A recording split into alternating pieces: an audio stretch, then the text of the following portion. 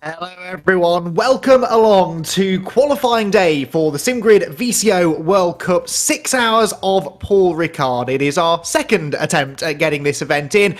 Many of you, I'm sure, tuned in towards the back end of last year and enjoyed 6 hours of racing around the Kyalami circuit in South Africa. Technical issues sadly prevented us from reaching the full 12-hour distance, but we're back again to begin 2023 in style with another top quality grid of teams and drivers all looking to compete for the second half of the very impressive prize pool on offer. A different venue, sure to throw up a few surprises along the way, and over the next couple of hours we'll be setting the grid for the 6 hours of racing tomorrow. My name is Andy McEwen, joined by DJ Clark for qualifying here this evening, and DJ, I don't know about you, but I am revved up and raring to go. I love the qualifying format for these World Cup events, and here at Paul Ricard, a circuit that will really allow the drivers to stretch their legs and push for that pole position. Very much so, Andy, and it's an absolute delight to be able to be here on the commentary booth with you, and I couldn't agree more. This Paul Ricard circuit, one that is known very well by all of the drivers, and I'm sure by all of the fans, and plenty of area to really push around here. It means that drivers are going to be experimenting with those track limits, trying to find the absolute limit of grip around this circuit right now. It's going to be fast, it's going to be frenetic, I think, and the knockout qualifying format that we have going to lead to a very, very fun way to set our grid for tomorrow. Yeah, most definitely. We'll run you through that full qualifying format in a few minutes' time. We'll have knockout sessions, a Super Pole session. It's going to get more and more intense as we run through the night. And as we mentioned, a very impressive prize pool. Half of that has been awarded already based upon the results that were called at the 6 hour mark at Kyalami. But here today, we've got the second half of that prize pool with a little bit extra. Tomorrow, the winning team will be the recipients of $1,500 for winning the 6 hour race. And as you can see, there is money prizes running all the way down to inside the top 20. Of course, the further towards the front you are, the more financially beneficial it will be for you. But it is a really important event, this, for the teams. There are not, in my opinion, enough events out there, DJ, that offer this sort of reward for the successful teams. Yeah, I have to agree with you there. Certainly a little bit more than the bragging rights that we see sometime around. And there you can see the $1,000 that are available for today. That are being added into this right now. Pole position today, you get the first of that $6,000 being up for grabs. $200 on the line. It's going to add just a little bit more incentive to all these drivers. Yeah. Absolutely, not just the bragging rights, as you said, of pole position, but $200 for pole position, fastest lap in the race, worth $200 as well. One I'm particularly interested in is the best overtake. I love a financial incentive for a bold overtaking move on the track. That should certainly guarantee us some good racing. And again, we will fill you in on all of that going into the race tomorrow. Well, one of the drivers who we are fully expecting to be talking about a lot, not just tonight, but tomorrow, is the man who qualified on pole position for the first part of this event at Kyalami a few weeks ago, Darren McCormack, who joins us now in the commentary box, and DJ can catch up with him. I have indeed, and I guess first things first here, Dara, how are you feeling about coming into this race? How are the nerves coming in for Super Pole qualifying? Yeah, hi, DJ. I'm a little bit nervous, to be honest, for this one. I didn't get enough practice due to some other things that I had to do this week, so I'm a little bit worried, not as cool as I was at Kyalami, so I think I'll be lucky to make it to the Super Pole, really. Well, what are going to be some of your sort of benchmarks in terms of getting yourself ahead? I mean, are there going to be certain places on this track that you're a little bit worried about, and that if you're able to nail those, you're going to be feeling good? What are some of the pitfalls around driving this circuit that you're worried about? Well, I think turn 2 mainly. That's it's really, really hard to keep that flat, and if you keep it flat, you gain like half a tenth. So, yeah, if you manage to do that, that'll be the most important thing, really. And then for me personally is nailing the last sector. I can't hook it up in this car. I don't really enjoy this car here at all. Clearly some other people do compared to me. So yeah, I'm not really looking forward to this, but I'll give it my all as usual. Well, I'm sure you will, and we're very excited to be able to see what you can do. And I want to ask you, Andy and I were talking a little bit about some of the added incentives here, the extra $200 on the line for pole position. Does that change your calculus? Does that change your approach here, having some money on the line as well as bragging rights in the best position for tomorrow? I think I don't think it would have affected me because I couldn't practice more than I did. But if I could have, yes, it would have definitely gave me an incentive to practice a lot more if I had the time. So yeah, I'm looking forward to this. If I can get pole, obviously great, but I don't think I can. I mean, the race is where the money's at. So yeah, that's where we're looking for tomorrow. And focusing in on that, and obviously without going into too much specifics there, looking ahead to that race, I'm sure you guys have your strategy all plotted out. Is that strategy going to be changed a little bit based off of qualifying position, or do you guys pretty much already know what you're going to be doing tomorrow wherever the cards may fall? Yeah, I think we know what we're doing. It's pretty straightforward. So 6-hour race, just pit around the 55 to 65 minute mark, depending on what our strategy brings. So yeah, I mean, I think it'll be the same for everybody, unless there's rain, of course. That's the one thing that messes everything up. But yeah, I think it's going to be pretty straightforward tomorrow, apart from rain. Well, and we want to let you kind of get in and get yourself psyched up here, but you mentioned a little bit earlier, not the biggest fan of the BMW around here. What are some of the pitfalls of that car that you don't exactly like as much around this track, as it does look like the BMW is the favorite car here by a pretty hefty margin in the field? Yeah, the BMW is definitely the fastest for this temperature range and BOP that's been applied, so it was definitely the best choice, but it's the braking. I don't really like it around here. You need to be like super careful, trail brake really lightly, and you kind of want to avoid the ABS. So I'm not too keen on that around this track. I'm used to quite a different style. So yeah, it's just something that I don't enjoy personally, but of course I'm gonna try and get everything out of it if I can. Well, I have no doubt that you will, my friend, and we wish you all the luck in the world when you come into the race itself, and we'll see you out on track here in just a few minutes' time, and good luck to you. Thanks very much. That was Darren McCormack there as he gets ready to go racing. And Andy, one of those big things, interesting to hear some of the pitfalls that he was talking about is that BMW favored by the field, but not necessarily his favorite car. Interesting to hear that about the trail braking in particular. Yeah, and I think that is a big thing here at Paul Ricard. You've got to be very aggressive on the brakes. There are lots of big stops at the end of quite high-speed sections, but often you're braking on a turn, and that really is where that trail braking even becomes really, really important, being able to brake into the apex and then get onto the throttle as soon as possible. So if that's where he is struggling, then that could be very interesting to see how he gets on over the qualifying sessions. I think it's fair to say he wasn't feeling all that confident about qualifying, but Darren McCormack has it in him to surprise us, that's for sure, and he is going to be a factor. Well, our first qualifying session of the night is going to be getting underway very shortly. I mentioned that we have a few qualifying sessions. It is essentially a 4 qualifying session knockout format. So qualifying 1 will take 15 minutes, at the end of which the top 20 teams proceed to Q2. That is a 12-minute session, slightly shorter, and the top 10 teams then progress into Q3, after which we halve it again down to the 5 teams who go through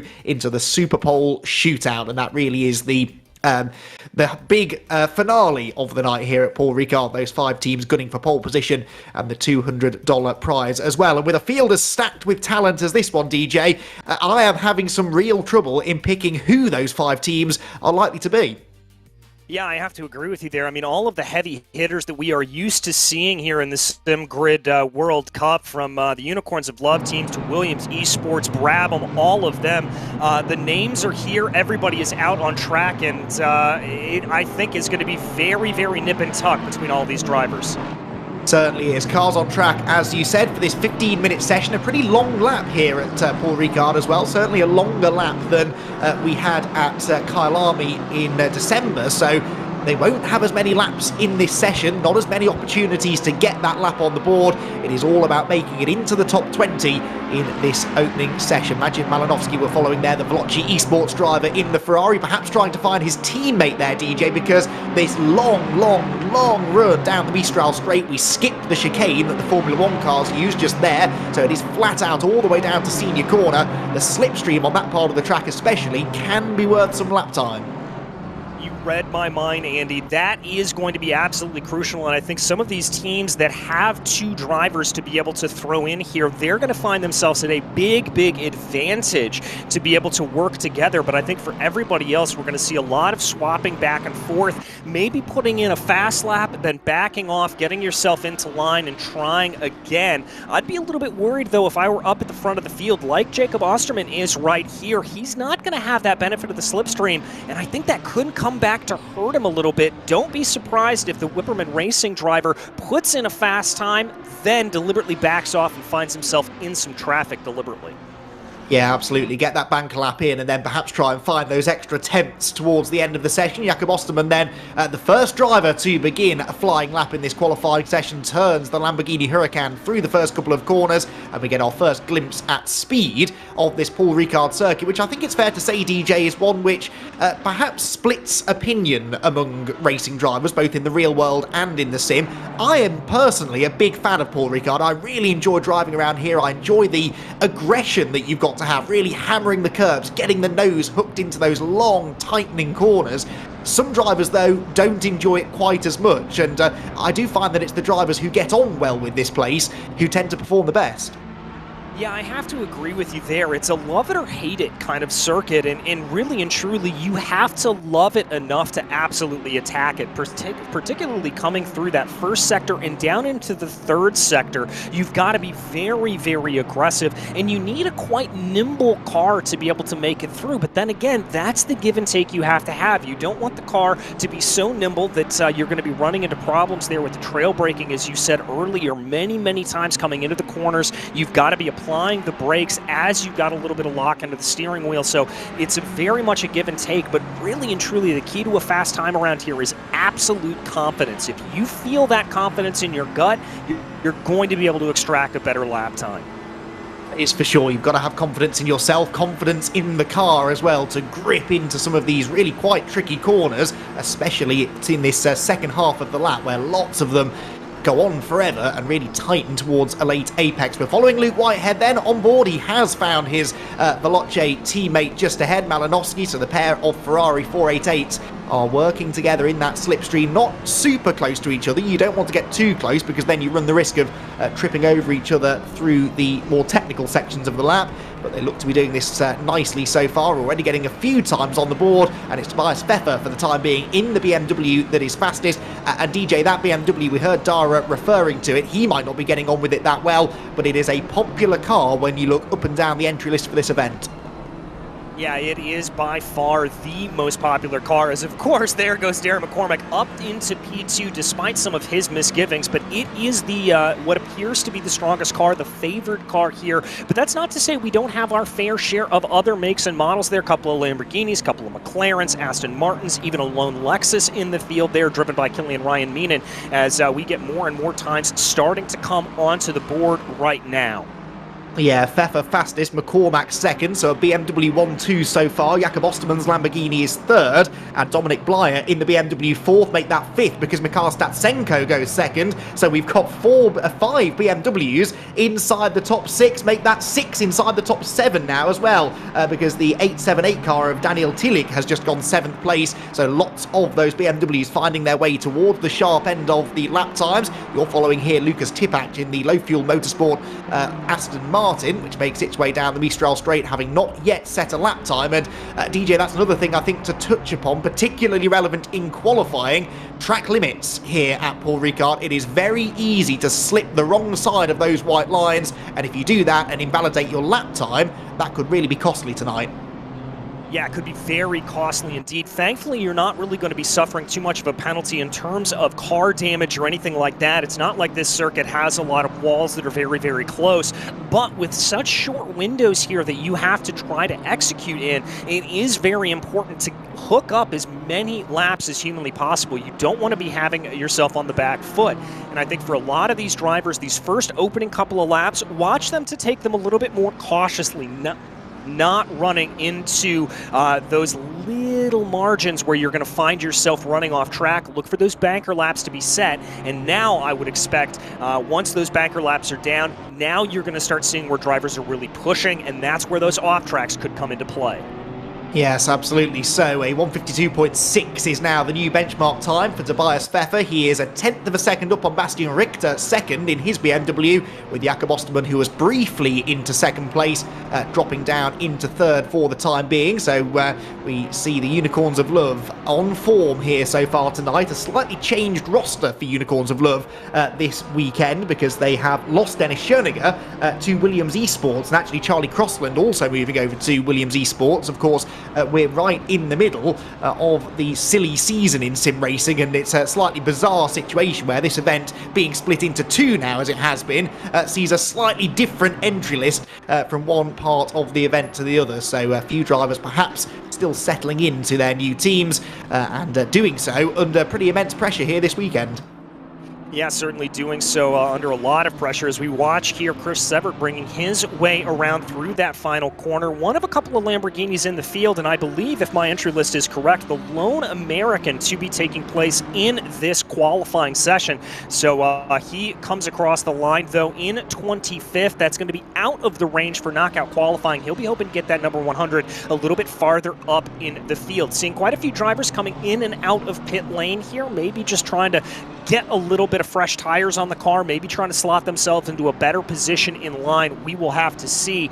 Right now, Richter in that Unicorns of Love machine, looking very, very in good position with his teammate Tobias Pfeffer, 1-2 still. Yeah, absolutely. Dominance at the moment in Q1, but that doesn't really count for a lot. We're getting very excited by these times at the very front of the field, and we're about to see Bastian Richter cross the timing line once more to begin another lap, and in fact it looks like he's backing off straight away. Really, the action is happening towards the bottom of that timing tower. It's all about the top 20, and we did just see a change, actually, because it was the number 44 Lamborghini of Aidan Walsingham that was on the bubble, but now he's been knocked down to 21st, so Teemu Karppinen is now the man in danger of getting knocked out. Daniel Tillich has taken the SMP Racing Esports BMW into the gravel trap and now the pit lane, but he is safely in for the time being in 8th. And DJ, normally you would say that any driver inside the top 8 or so is pretty safe from being knocked out, but look how close those times are. It's not beyond the realms of possibility that we could see quite a few drivers improving in the second half of the session. Very true, Andy, especially as this track continues to rubber in here. I think we're going to be seeing faster and faster times being set. Obviously, just past 5 o'clock virtual standard time, 5 o'clock p.m. So we're going to see track temperatures maybe coming down a little bit more, and that's going to be a change for all of these drivers. We take a look on board here with Darren McCormick as he brings his way down through the corners right now. Looks like good lines. He's in 5th place, about 0.3 of a second off of that best time for now. Yeah, not bad for a driver who really wasn't selling us the dream in his interview earlier on. That does now become 6th position, though. We've just had an improvement towards the top of the field. I think that was probably Dominic Blyer, wasn't it, jumping into 3rd position. So he is now also within 0.2 of a second. Top 5 are now covered by just 0.2. But Darren McCormack looking not just to solidify his position within the top 20, but also just get his eye in a little bit more. They may well have been tweaking the setup of that Williams Esports BMW if he's not been happy with the way that it's been handling under braking. And really, DJ, any lap that he can complete through these first couple of qualifying sessions gives him a better chance should he make it through to that top 5 shootout. Exactly. We heard him talk about how he was a little bit concerned about the lack of running time, and so the more he is able to put in here in this opening qualifying session, and indeed in qualifying 2 and 3 if he were to advance, I think the more comfortable he's going to start to feel. And it's something that we always talk about when we talk about racing, particularly in endurance races, but finding that rhythm, finding that consistency around here. And I think for qualifying sessions like they are set up like this, the more you can run and feel out that rhythm of the track, the better off you're going to do. So I would not be surprised here if we see Dara running this Williams Esports BMW to the absolute end of the session to just try to build up that bank of laps.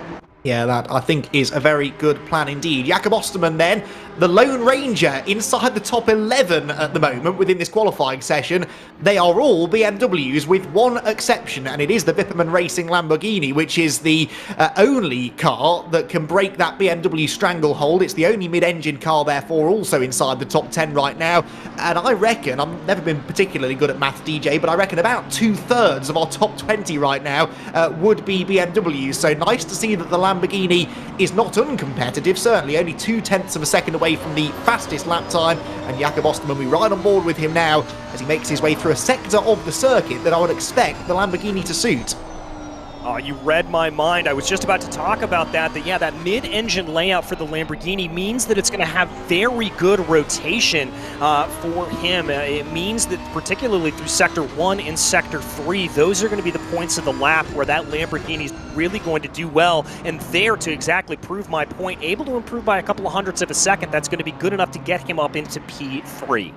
And another significant improvement as well was Marco Bischoff to 7th. He had been on the bubble in 20th place, but he drags the 977 Porsche safely inside the top 20. That means that now in 20th position and in danger is Guyot Fischer in the number 53 BMW, with Valentin Barrier in 19th, also in danger. Now, Darren McCormack is improving on this lap. He will have time for another couple if he wants them, but this might be about to go to the very top of the times. He's nearly 0.3 off. Not anymore. Darren McCormack, fastest so far in Q1. It may be only by 5 thousandths, DJ, but that is not the sign of an unconfident driver. That is much more like it. Exactly, and that goes into what we were talking about a little bit earlier, that rhythm familiarity starting to build. And now that Dare had been able to put in those banker laps where he was backing off a little bit, you saw him as we followed him through Sector 3, really starting to push those track limits a little bit, pushing the car to the absolute edge of the circuit, and really able to put in a good time. Now we check in here on his teammate Charlie Crossland in the number 5 Williams Esports BMW. Going to come out of that final corner. Charlie finds himself about 5.5 of a second down. Doesn't look like he's going to improve there. He didn't like it. He's going to pull off to the side. Yeah, Charlie, who, as I said, is new to the Williams Esports squad at the start of 2023, so settling in nicely, solidly inside that top 20 at the moment. Well, I say solidly, only about 0.2 or so away from that danger zone in 20th, where Valentin Barrier now finds himself. Here, Aidan Walsingham, he was inside the top 20 a while ago, but now the number 44 Lamborghini finds itself just on the outside looking in, and finds itself held up in traffic. He pulls off and bails on the lap, and that is his qualifying session done. Not enough time now to return to the pits, complete an outlap, and begin a flying lap as well. So I think we're getting towards the closing stages of Q1 now, and it really is all about that drop zone now where the times could not be tighter.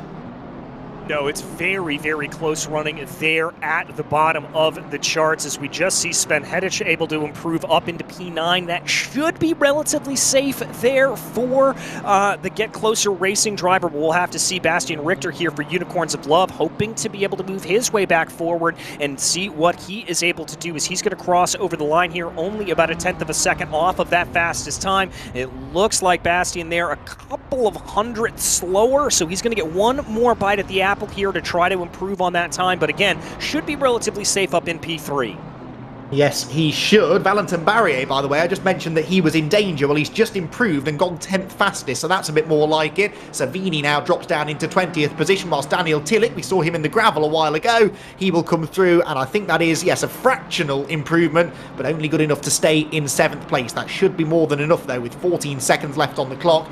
He has time for another lap, though. Anybody who crosses the line before the time ticks down to 0, which will happen in a few seconds' time, they are entitled to complete that lap. Marco Bischoff had that improvement a while ago as well, so he slips down to 9th actually now, just behind the car of Victor Nicolai, who moves his BMW into 8th position. Still a bit to shake out here, but it looks as though most drivers, DJ, perhaps have found their best. I think they have here. Sean Arnold for Team Fordzilla in the number 966, coming around the last couple of corners, currently in 16th position, only about 65 thousandths of a second off of Crossland, up ahead of him. Crossland and Luke Whitehead in the pits. We're seeing quite a few drivers here opting to come on in, and it looks like, I think crucially here, Allen and Savini both in pit lane. Those are the final two positions to advance forward, so we're going to have to keep our eye to see if anybody's going to be able to jump them. Looks like Arnold's going to cross over the line here at this point. No, actually that may have been a slight fractional improvement there for him, but it's not going to move him up on the charts at all. Now here is a driver you would expect to see inside that top 20, Igor Ogorodnikov. We are used to seeing him fighting at the front in these events. He is very much on the outside looking in though, 23rd so far, and there goes Konstantinos Kontoglianis, who does jump into the top 20, 11th fastest. That means that Savini is now out, and the number 33 BMW into 20th position, Joshua Allen. Is that about to change though? Teemu Karppinen in the Grip Hacks Engineering Lexus comes off the final corner, 25th he sits for now, comes across the line, stays in 25th, so his qualifying session is over. Karppinen's going to stay in 26th as well. Fischer goes 22nd. It looks as though the number 33 BMW might just hang on to this, but by the very smallest of margins. By the very smallest of margins here. A couple of more drivers, though, that could displace him coming across the line, and it looks like that's not going to be an improvement there for Lucas Rode, the German, going to stay in 28th position. So you were right, Allen able to get by. Well, that was only part one of qualifying night here at the SimGrid VCO World Cup. Welcome along, everyone. Hope you're enjoying the qualifying action that you've seen so far. We've got another 3 qualifying sessions to go as we continue to whittle this down to our final 5. But a very interesting opening qualifying session there. The BMW domination that was sort of anticipated does appear to be the case so far, with 7 of the top 8 cars within that qualifying session bearing the BMW badges. But yes, it will be interesting to see if that continues into the remaining sessions. A couple of interesting names dropping out as well there. But I think generally there, DJ, no huge surprises. I think most of the expected frontrunners are still alive within this qualifying session. Yeah, very much so. The names that we are used to seeing up at the top of the charts, William Esports, Unicorns of Love, they find themselves advancing on at the charts there. SMP Racing able to advance on as well. And as you said, Andy, not a lot of surprises. The one that stands out to me just a little bit, seeing Veloce down there in 15th in the Ferrari, I would have expected them to be a little bit farther up in the field, but because it's early, they've still got some time to pull out, and it could have just been maybe holding on to their best for a little bit later on in the session. Yeah, you're absolutely right. And over a lap time of nearly 2 minutes, being half a second off isn't really the end of the world. It is Unicorns of Love, though, who look strong. 2 of the top 3 positions in Q1 are held by their pink and black BMWs, with Williams Esports sandwiching them in second. Vipperman Racing, the Lamborghini, in fourth fastest. That car could be the dark horse going into the remaining parts of qualifying, with Triton Racing completing the top 5. Then the pair of SMP Racing Esports BMWs 6th and 7th, ahead of Race Anywhere SimSport, and then again a car that is not a BMW, the second of those examples in the top 10, and that is the Kramer Racing Esports Porsche, ahead of Get Closer Racing, TF Racing, Rocket SimSports Honda looking reasonably competitive. They were 12th, ahead of Simware.pro by VDS in 13th, Aspar Esports 14th, and Veloce, as DJ said, only 15th fastest with the best placed of their Ferrari 488s. It was the top 20 who made it through, so Williams Esports number 5 car makes it, so too Team Fordzilla with John Lacey Esports, Simware Pro by VDS second car in 19th, and the West Competition Racing car in 20th. The Tatum with Jaser McLaren did not make it, they were 21st, and the same can be said for everyone else on this list. A few interesting ones there. Pulse SimSport with both of their cars failing to make it. The Grip Hacks Engineering Lexus was only 26th come the end of the first part of qualifying. Top 30 will be completed by Wild Things Racing's BMW, and these are the final starting positions for all of these teams. It is, of course, only those who make it through to the top 20 who still have a chance to improve. Quantum Racing Team 46th on the grid, a long way back, ahead of Low Fuel Motorsport, Apex Racing Team, Valkyrie, Legion of Racers, Brabham Esports, Renvelton as well, and the rest of them you can see on your screen. So the first part of qualifying is done. We're just making the final preparations for the second 12-minute qualifying session that will give us the top 10. But before we do that, DJ, I think, is able to catch up with one of our drivers. I am indeed. Tobias Pfeffer here as we wait for him to get all saddled up. Tobias, a good run there for you to be able to move yourself ahead. How are you feeling after one round here? It's amazing. Like, I wasn't expecting to be Q1 like that tough. So yeah, was really, really close to get pole, like in Q1. Well, very close indeed, and I'm curious, Andy and I were talking a little bit about the sort of strategy that you had to employ there to be able to make full use of the draft. I'm sure that's something that you and the rest of the Unicorns of Love team are talking about, trying to maximize the draft going down the long Mistral Straight. Is that correct? I mean, we didn't want to do that, but it was, yeah, I mean, Basti Richter was in front of me and he just gave it to me. But we never tried it before in practice, so I was like, okay, how do I do the next turn, you know, because I'm 5 kph faster than normally. And yeah, it was not expected, but yeah, it's you can gain a lot of advantage. Well, you were clearly able to gain that advantage. We now narrow the field down to 20 drivers, though. Any changes in the way you're going to be approaching this second qualifying session? I mean, a bit, yes, because you are under pressure. You know, it's 10 minutes qualifying, so you need to get the first lap right, and then you're confident and you can improve. But yeah, that's the main thing I'm focusing on right now. But yeah, in 50-minute qualifying, it's a bit more easier, you know. For sure, for sure. Well, I don't want to keep you too long, Tobias. I know you've got to get back out onto the track, but thanks for jumping in with us here in the booth, and good luck to you. Thanks. Bye-bye. All right, that was Tobias Pfeffer there for Unicorns of Love. A little bit surprised. Yeah, he was a little surprised, wasn't he, to make it through, but I don't know why, because Unicorns of Love are looking so strong. They've got multiple dogs in the fight, so to speak, haven't they? They've got a lot of cars representing that team in this event. But yeah, Bastian, we know, an extremely talented driver in any car on any track, so I'm certainly not as surprised to see him running strongly. What do we think then, DJ? This might seem like a fairly dumb question to ask, given the BMW steamroller that we saw in that first qualifying session, but how much do we read into the Q1 results? Do you think there is a chance for one of the non-BMW teams to get up there and steal a surprise pole?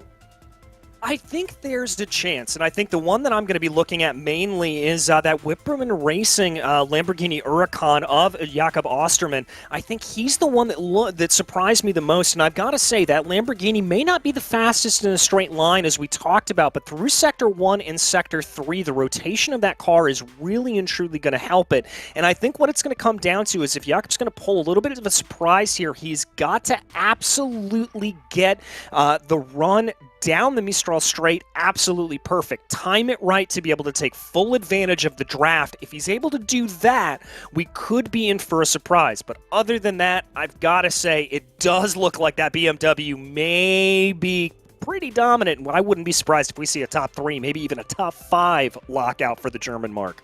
Yeah, that's something that I think many people will be expecting to see now. I know that we did see the Wipperman Lamborghini breaking into that top 5 in that session, but to be able to do that in Q3 is going to be another challenge altogether. And of course, before that, they have to reach Q3. The second qualifying session comes first. The top 20 teams, who we just saw making it through that first qualifying session, they all continue now into a 12-minute session from which only the top 10 make it through to Q3. So you could sort of get by, by flying under the radar in that first session, DJ. Now into Q2, you've really got to start bringing your A game. We saw how tight those times were. If you're 3 or 4 tenths of a second off the pace, the chances are you're out of qualifying. Yeah, very much so. You've got to be able to put it all on the line here, and this is really and truly where we're going to see a lot of these drivers, I think, start to push a little bit more. Yes, because we've got a little bit of time here, probably going to see those banker laps in the first couple of minutes, but after that, I would not be surprised, Andy, if we see a lot more drivers pushing the limits as much as possible, and we're probably going to see a few more off tracks here now that the pressure is starting to amp up on these drivers. Yeah, that is a good point, actually. The reduced amount of time in this session means that there is less room for error. If you make a mistake and lose your lap time completely or just lose time on your lap, you're only going to have a limited amount of chances to try that again. Well, we're into qualifying 2 then, and slightly less traffic on circuit, I suppose, DJ. That's one benefit now of reducing the number of cars through each session.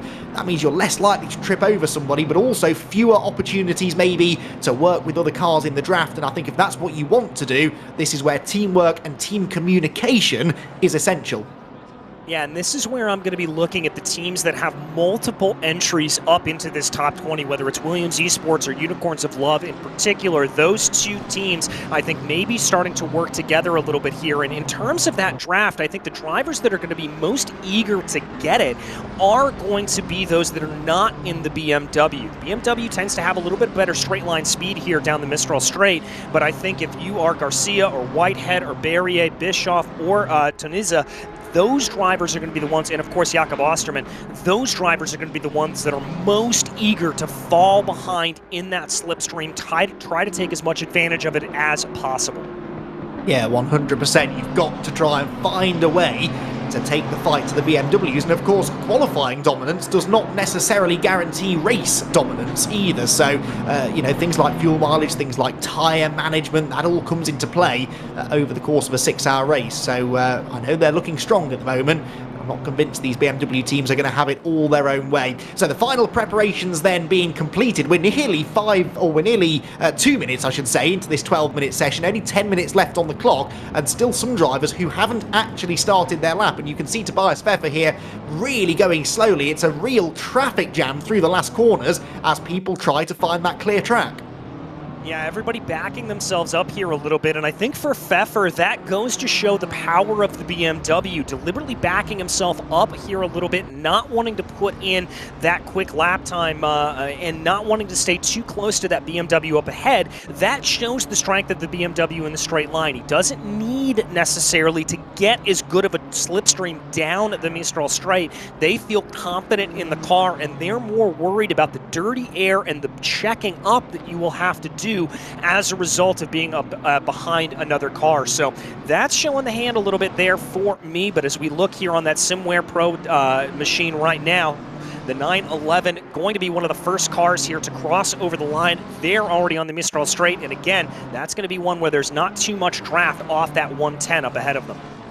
Yeah, absolutely. Down towards the fastest point on the track we go. You can see the Lamborghini of Jakob Osterman still weaving around to try and get some temperature into those virtual tyres. And that is, I think, something else that we saw in that first session. The first lap time, not necessarily the fastest. Even on a long lap like this one, it can take a couple of laps really to get not only the temperature into the tyres, DJ, but I find on ACC in particular, it is really that tyre pressure that is so significant. If you don't have those pressures in the right windows, the car feels like it's sliding around on ice, and that's really something the drivers have to work on for the first couple of laps at least.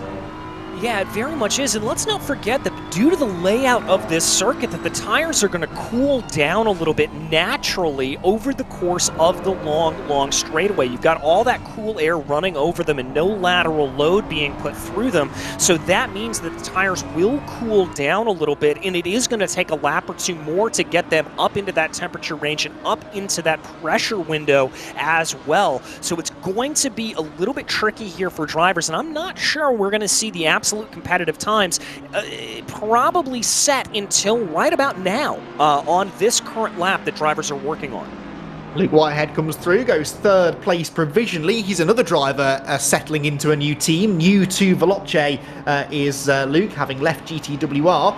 And in some ways seemed to be replacing James Baldwin, who has made a fairly well publicised departure from Veloce in recent memory. So Luke Whitehead in the Ferrari, looking to try and find a bit more pace really. He is the only Ferrari who made it through into this top 20 second qualifying session, so he's very much out there alone right now, managing to pick up a bit of a slipstream from, I think that's Garcia in the number 21 Lamborghini just ahead of him. But Luke Whitehead soldiering on, representing the Veloce team in this second qualifying session and looking to try and find a bit more pace than he had in Q1. This man also looking for that fraction of extra pace. He was very, very close to topping the times in Q1.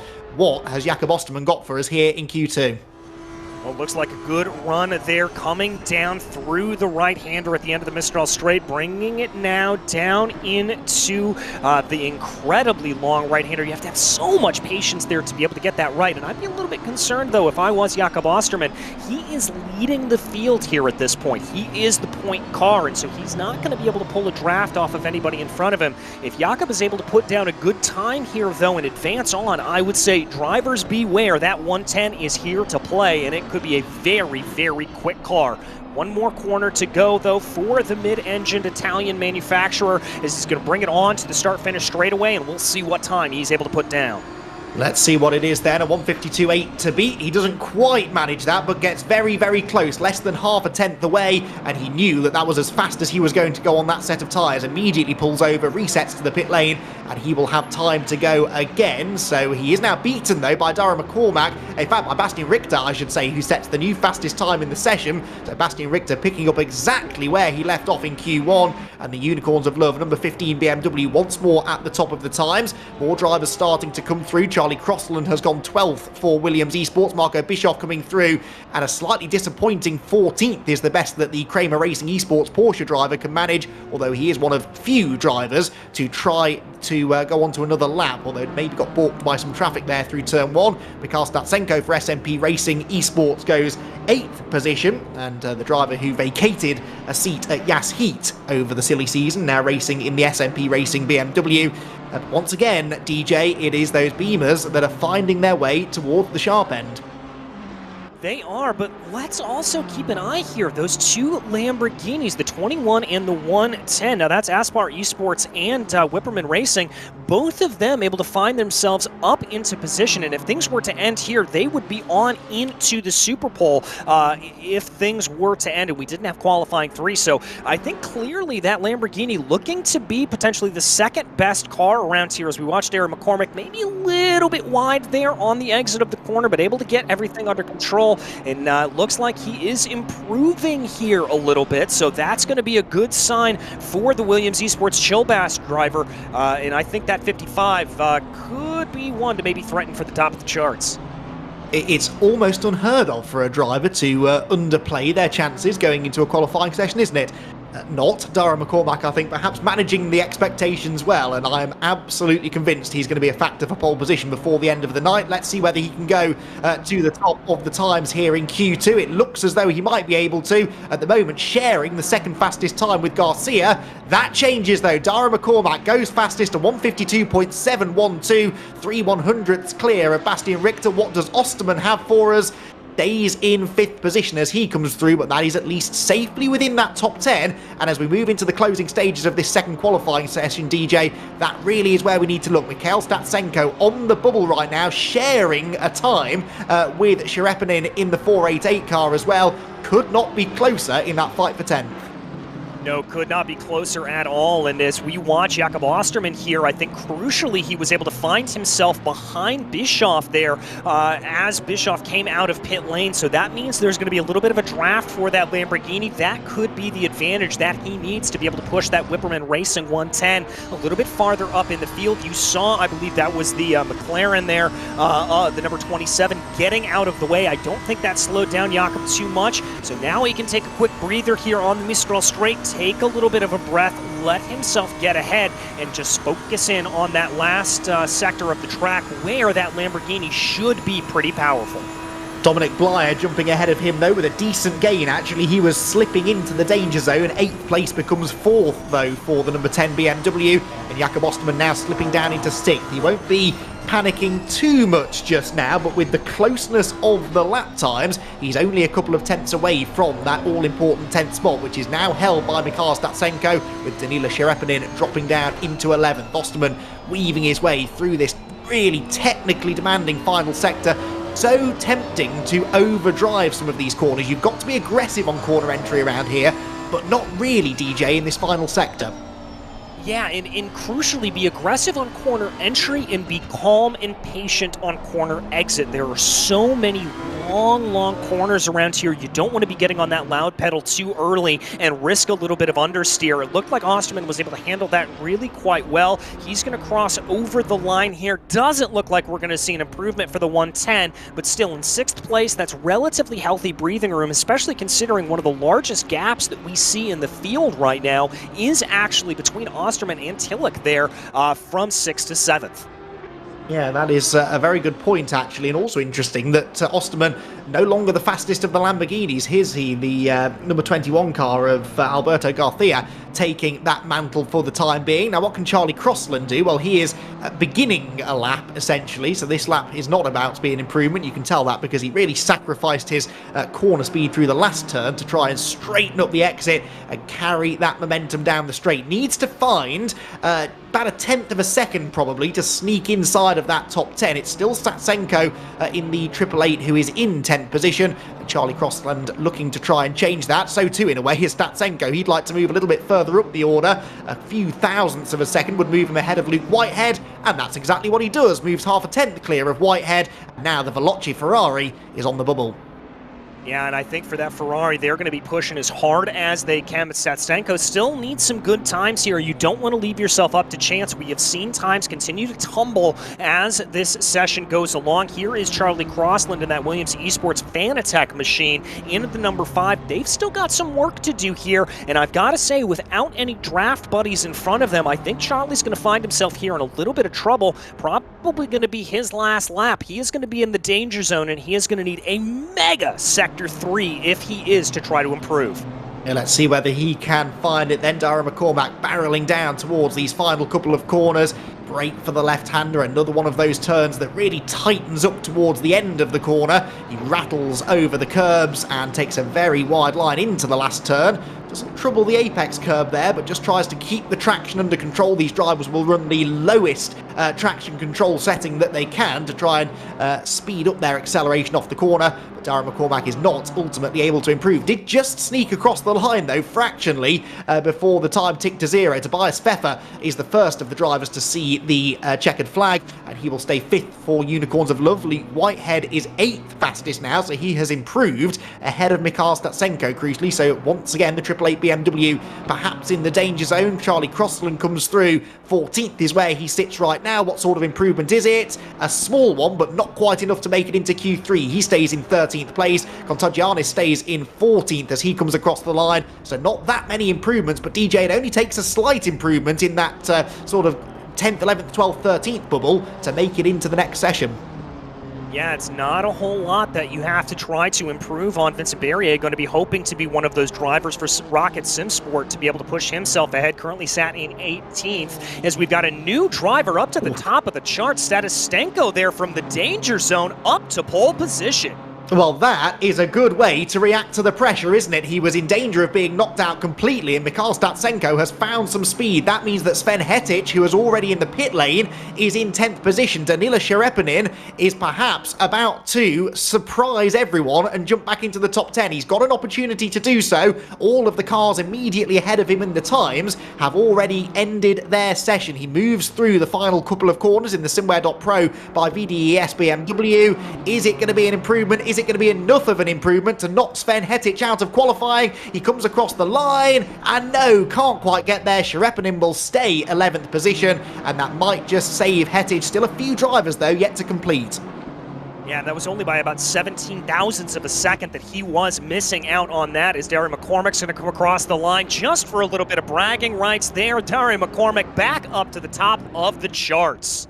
Yeah, so McCormack then does go back to the very top. That was a really impressive end to his qualifying session, but the session is complete. We'll drag up the results in a moment or two, but Darren McCormack by 38 thousandths of a second goes to the top. Statsenko, though, reacting when it mattered, and that says a lot, I think, about a driver's chances of maybe ultimately going on to challenge for pole position. When you can pull a lap time like that out, when you're under that sort of pressure, knowing that it's go or go home time, essentially, then that is really the sign of a driver who has got their mind and their mindset in the right place for a qualifying shootout later on. So our second qualifying session is complete then. The top 10 proceed now to Q3, and we will have all of that qualifying action coming up for you momentarily. But here is how they lined up at the end of the second session. Once again, it was Unicorns of... now that I think is the Q1 result that we are looking at. We'll try and...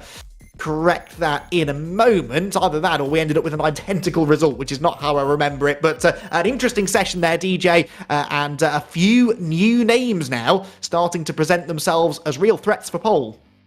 Yeah, very much so, and I think crucially there's something to keep an eye on. We've been touting the strength of the BMW, but we saw both of those Lamborghinis that advanced on in. They have been able to get themselves up in. And so they are certainly going to be happy to be able to be in that position. Also seeing that Ferrari in there as well. So we are ready almost in a few minutes to move into our third qualifying session of the evening. Before that, though, chance, I think, for DJ to catch up with another one of our drivers. Sven Hetic joining us now in the commentary box, and he will be able to tell us all about his experience of qualifying so far. Yes, indeed. As we wait for Sven, here he is up into the commentary booth. A good session for you there, Sven. First and foremost, how you feeling about moving forward? Oh, very happy, obviously. Was a close one, but I think it was a close one not only to P11, but any place behind. Very, very tight grid, and yeah, of course we are happy to proceed. Well, in terms of that closeness there, what are the little difference makers that you think are going to be able to put in to separate you from being up into that top 10 to making it on into Super Pole? What are those minute details that are going to help you here? Well, in terms of, I don't know, a hundredth of a second, it's so easy on this track, and especially in most of the cars, to hit the TC just slightly too much, and then you will lose a half a tenth or a tenth or even more. All that beside, obviously, any mistakes which can occur everywhere. So it's just to bring a nearly perfect lap together, I would say, at least from our perspective. And yeah, quite hard, but points will be acquired tomorrow. They will indeed. Very, very quickly, though, BMW looks like it's preferred here. How are you finding it out there? To be honest, it's not by far not our favorite car. It's more or less like a bus. But yeah, on this track, it's quite strong. I think custom BOP makes its job, but obviously they are still slightly too strong. I don't know, but hard to tell if all the strong teams have the same car, because you don't know what Unicorns or Williams would have done in other cars. Yeah, so that's quite hard to tell. But yeah, it's a good car on this track, and yeah, pretty nice to drive. Yeah. All right, well, Sven, congratulations on making it into the next session. We'll let you go and get prepped, and good luck to you. Thank you very much. Have fun, guys. All right, that was Sven Hedich there for Get Closer Racing. Good to hear him talking about that. And again, Andy, it's all about those little differences. You heard him say you've got to almost put in a near perfect lap to be able to advance on here. Absolutely, and he just barely managed to squeak in. In fact, he has been 10th fastest in both qualifying sessions so far, so very consistent, but might need to find a bit more pace to make it into Super Pole. Here is, once again, I think the way that they lined up at the end of Q1, where it was Unicorns of Love on top, but of course, for that second qualifying session, SMP Racing Esports, the 888, were fastest. Second fastest for Dara McCormack in the Williams Esports BMW, Bastian Richter, third for Unicorns of Love, and then Garcia in that number 21 Lamborghini was fourth, Dominic Blyer fifth, Tobias Pfeffer was sixth, Jakob Osterman seventh. I did see a note in the YouTube chat that I quite liked from Daz, who noted that he may no longer be the fastest Lamborghini driver, but he still has the best made bed. And do you know what, DJ? It's one of my bugbears that sim racers, you know, we don't ask a lot of them, really. They can work from home. They often have their rig set up in their bedroom. They've got their webcam there to show off how they look in all of their team gear.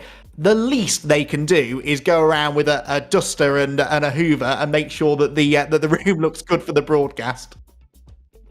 Yeah, exactly. You've got to make sure it looks nice and good. And I know for myself, I don't know about you, but when I get my when I got my office all set out, I actually made it with the purpose of making sure I had a good background. So I always appreciate a good background for those drivers. And of course, very important, because $200, one of those extra $1,000 that we're putting on the line here for this race, is for the best webcam. So drivers got to make sure that they not only drive well, but look fancy in the process. There, you see, I knew there'd be a reason that special efforts had been made, and that is it. If you dangle $200 in front of anyone, really, they're very likely to make the extra effort, aren't they? So, as we've said, there is plenty of prize money up for grabs in this SimGrid VCO World Cup, with half of the prize pool having already been taken at Kyalami, the rest up for grabs here this weekend. But tonight, we will be giving $200 away to the fastest driver in that top 5 Super Pole session, which is coming up in probably around about 15 minutes time. For now, though, we move into the third of our sort of more standard qualifying sessions, the knockout qualifying sessions, with 10 drivers all competing to make it into that top 5. It's the same drivers that we've been seeing all night. That's something worth mentioning, actually. All of the teams had to nominate a qualifying driver. That driver is responsible for carrying the team through the entirety of the qualifying session, so we don't have to get used to new names popping up between the sessions. What we do have to get used to, though, DJ, is a much more empty racetrack, just the 10 of them out there, and somehow over the next 7 minutes we have to knock that down to 5. Yes, we do, and you see here a couple of teams of drivers starting to hook up a little bit again, as we talked about, a lot of weaving back and forth down the Mistral Straight, making sure those tires and air pressures are in that prime operating window here for them as they bring their way down into the long right-hander at the end of the straightaway. Probably going to see again a banker lap here for the first one around. That is what I would expect, but with only a couple of minutes on the clock, I think you may even be seeing drivers push right out of the very get-go, not wanting to lose a single lap of good running. And they can't afford to, really, here. Any lap could be the lap that takes you through, and this is really where the real excitement starts to build, because these top 10 have been so evenly matched the entire of the qualifying sessions that we've had so far. Both qualifying sessions we've had the top 10 covered by only a matter of 3 to 4 tenths of a second, and the top 5 often by a tenth and a half or so, and it's that really, I think, explains how tough this is, DJ. You're trying to get into that top 5, which means you're trying to slip within a tenth maybe of the fastest time, and over a lap of this sort of length, it is remarkable how time and time again these drivers are able to lap almost identically with each other, and it really is only this knockout format that can separate them. Yeah, very much so, and it's the impressive thing about all of these drivers. You know, you can, and I know certainly I've been able to put together one really good lap that'll be able to grab me pole here and there, but to be able to put in those laps consistently again and again and again, that's what separates the good from the great drivers here. And so those drivers that are able to do it time in and time out, and crucially not accrue those off tracks, not run afoul of track limits, those are going to be the drivers that you see up at the top of the charts.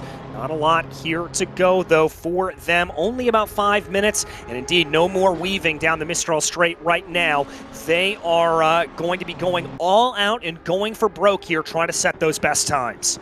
Absolutely so. Jakob Osterman then and Alberto Garcia both trying to break the BMW stranglehold on this session. Luke Whitehead as well, worth mentioning Luke, because he was 15th fastest in Q1 and then did manage to improve in Q2 and rounded that session out in 9th place. So he brings the Veloce Ferrari through, but the other 7 cars in the top 10 are all BMWs, the German manufacturer, the car that clearly has the pace advantage. It is interesting to hear so many drivers tonight, DJ, saying that it's not an easy car to drive, but in my experience of GT racing, often it is the more tricky cars to drive that are competitive. Remember all those years that Bentley were one of the leading forces in GT3 racing? That car cannot have been easy to drive, and yet it was more than capable of doing the jobs in the right hands.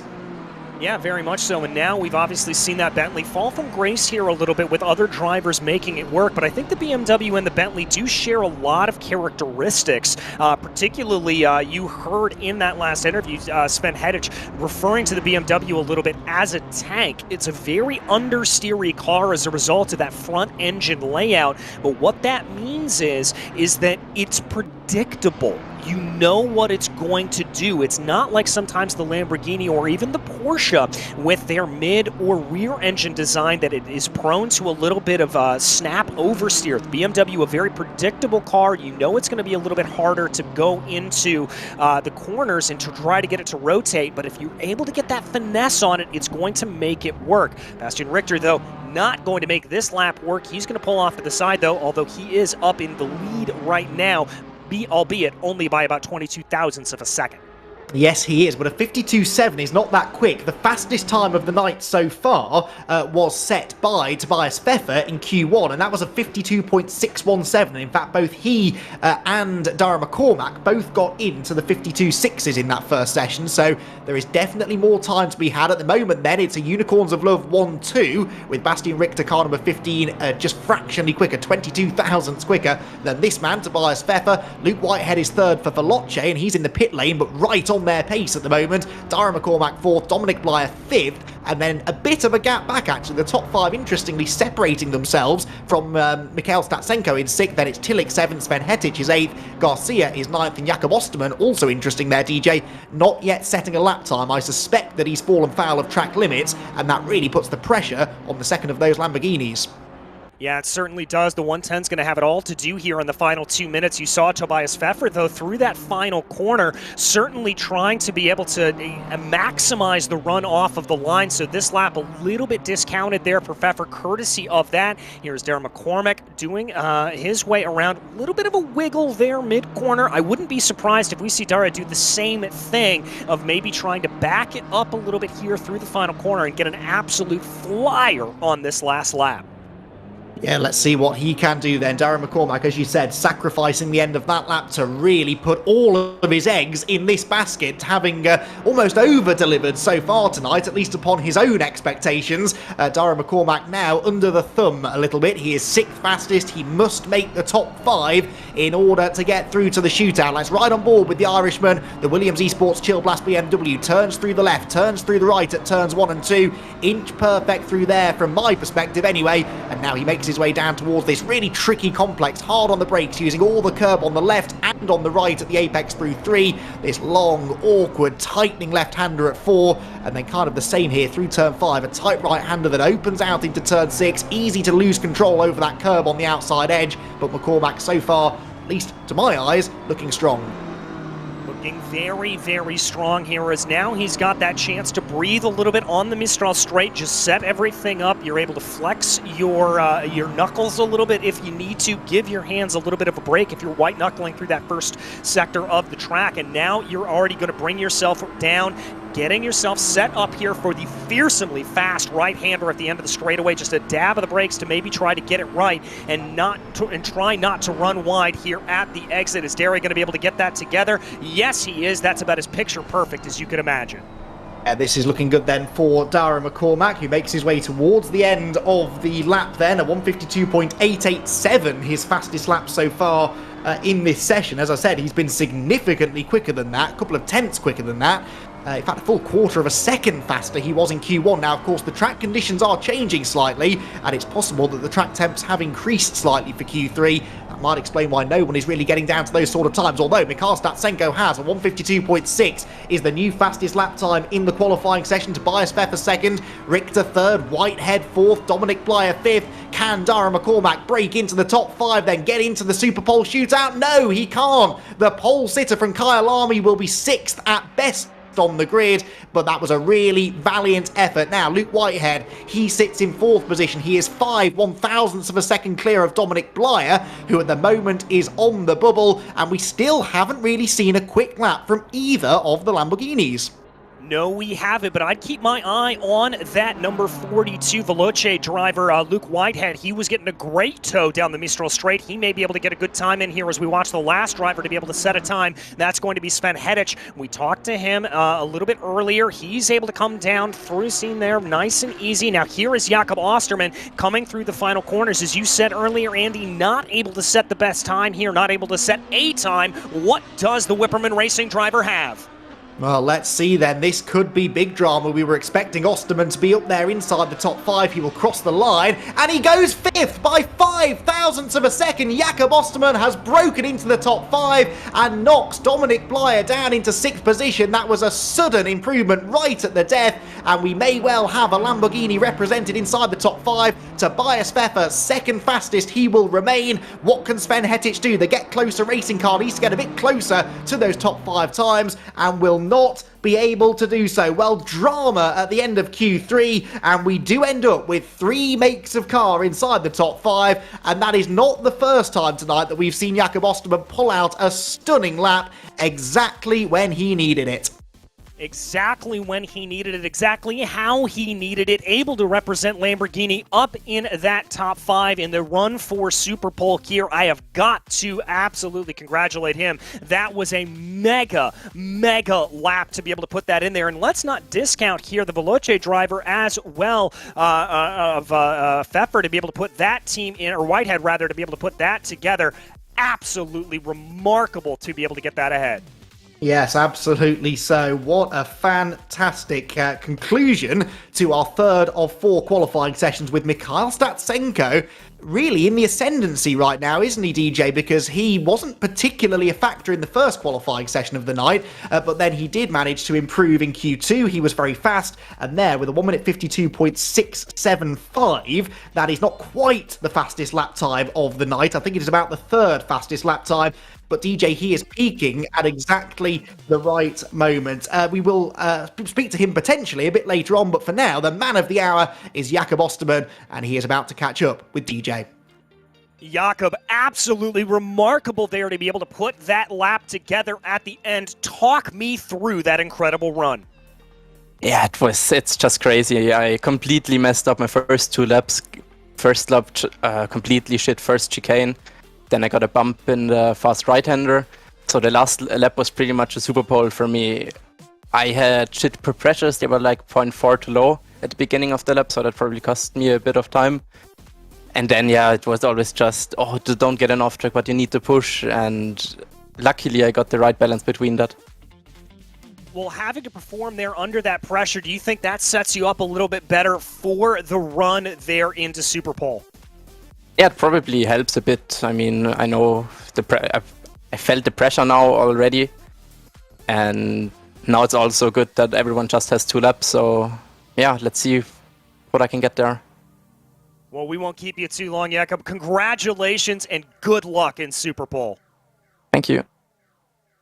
All right, that was Jakob Osterman there, and apologies for the language as he came through, but sometimes you just have racing drivers that get themselves a little bit excited, a little bit worked up, but nevertheless, a fantastic run there for Jakob Osterman, and he is going to be one to watch out for here in the Super Pole shootout. Yeah, and I think he's pumped up and ready, and I could not agree more with what you just said there, DJ. I think the fact that he's had to pull that lap out of absolutely nowhere just before he jumps into this session, that could be really huge for him, because I think that he's in that zone now, isn't he? He's in that sort of let's do what it takes mindset, and I think that could really have a bearing on what we see over the next few minutes. So we're into the Super Pole session then. We've still not quite decided who will be the recipient of the Pole Position Award and the $200 prize that comes with it. This session will be a little bit different to the three that we've just seen. So this is not a timed session in that they've got X number of minutes to go and set as many lap times as they want. They have 2 attempts each to try and set a good lap time. Each of the top 5 teams that have made it through will take it in turns to head out onto the track and set their best lap time. They will run from 5th place to 1st, so Jakob will be the first out on track as well. Doesn't have to sit around waiting and letting all of that energy and that adrenaline die down. He'll be straight out onto the track and ready and raring to go. Once each team has done 1 lap, we then repeat the cycle. So once again, from 5th to 1st, based upon the Q3 times, they go out and make a second attempt, and it is each team's fastest individual lap that will decide the outcome of the qualifying session. So they get 2 bites of the cherry here, DJ. If you're one of these top 5 drivers, how do you approach this? Do you go absolutely all out on the first lap, or do you try and get a banker in the first time, looking maybe for ways to then improve and really hit your limit in the second attempt? That latter option would be my way of thinking about it, Andy. I think you want to set the banker down and then go for broke on that second lap. Now, the only counter that I will give to that is I think if you are Jakob Osterman here, who is riding high on that adrenaline, I would go for it here in this first one. You're going to be the first one out on track. You're going to be the one to set the pace. You're going to be one to dictate tempo. And I think for him, you let that adrenaline drive you a little bit more. Obviously, you never want to be driving with too much adrenaline, but if you're feeling it and you're in the groove, go for it. He's also in an interesting situation, I think, that, as we said, he's sort of going as quickly as he has done all night right now. When you look at some of the other teams, in particular Unicorns of Love, they have got consistently slower as each session has gone on. Now, we're talking half a tenth here and there, but they set their fastest times in Q1. As the track conditions are changing slightly now, they are perhaps struggling a bit more. They do have 2 cars in this fight for the top 5, though, and it will be interesting to see how they go on. We'll talk more about the Unicorns of Love in a moment or two, but first of all, we will be seeing that Lamborghini that we have just been talking about heading out onto the circuit. Jakob Osterman will be the first to take to the track. He has 1 flying lap to do this, so this is his out lap from the pit lane. It's the next time across the timing line that he will begin his first qualifying attempt. And, well, I don't know about Jakob, but DJ, my nerves are through the roof, and I'm not the one having to pedal that car around the track. Talk about pressure, it doesn't get much more than this.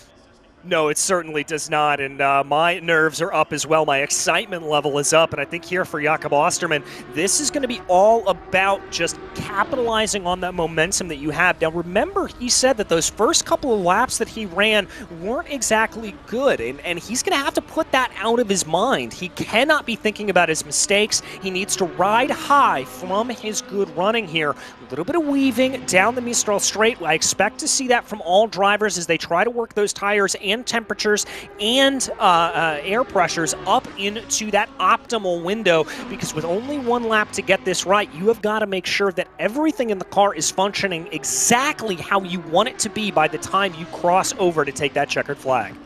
That's absolutely right. Jakob Osterman will be running through a procedure here, I'm sure, on this outlap from the pit lane. He'll be monitoring those tyre temperatures, those tyre pressures, making sure he's got everything exactly where he needs them to be. He will also take, I'm sure, that slightly unique line through the final turn to try and really exaggerate the speed that he carries out onto the pit straight. And Jakob Osterman, who's had a bit of an up and down evening so far, really. He was the fastest Lamborghini in the first qualifying session.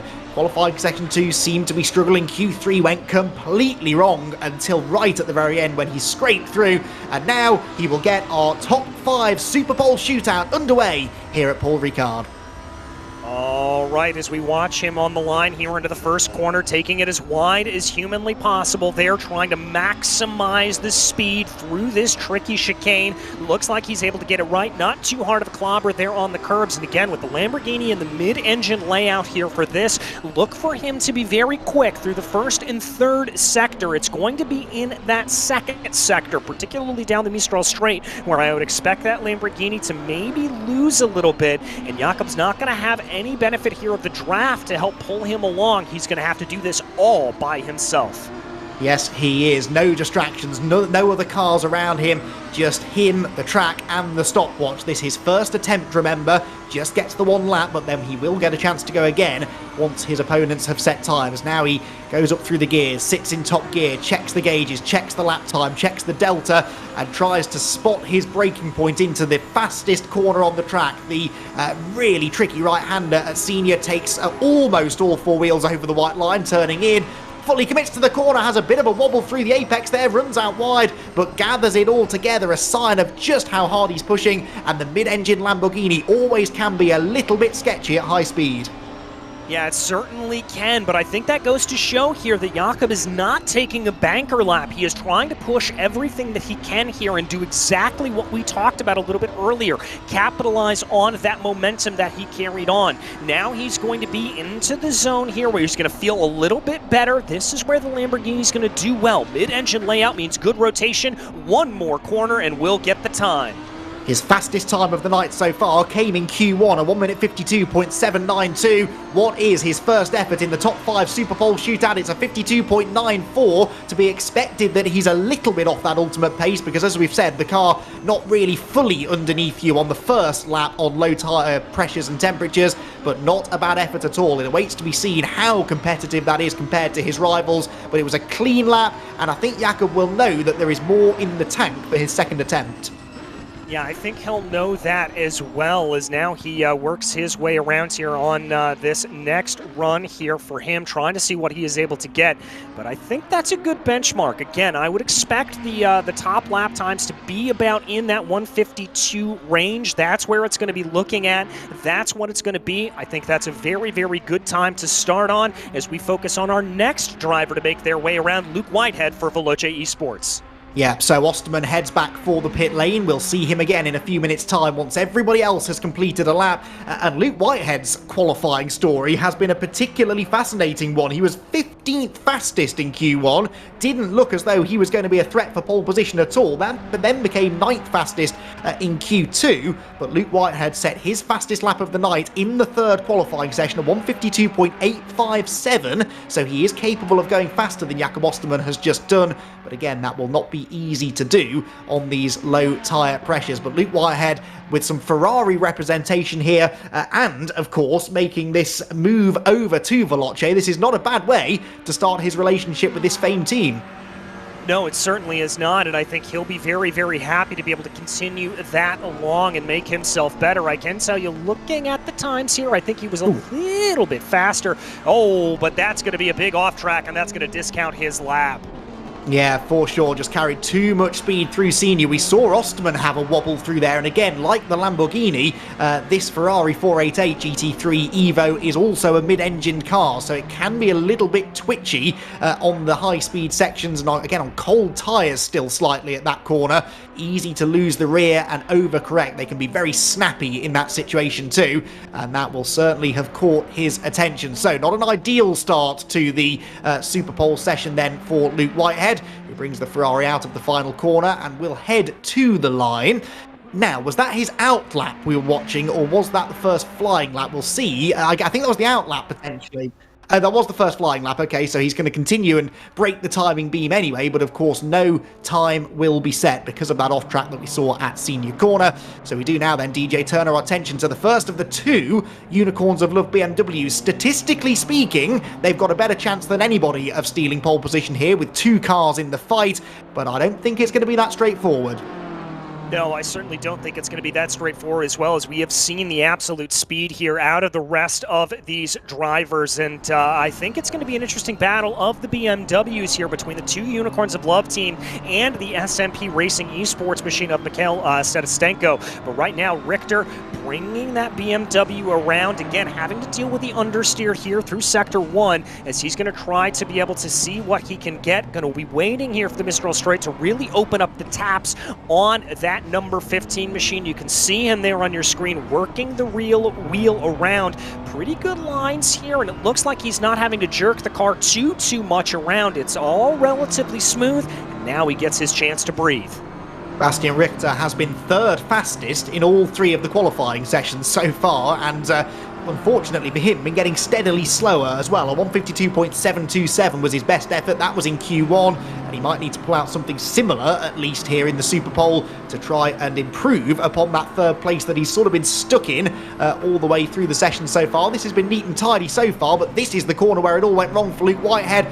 The BMW, though, DJ, just looks more stable through there, doesn't it? The front of the car more planted, the rear likewise, and that was a much cleaner run through Senior.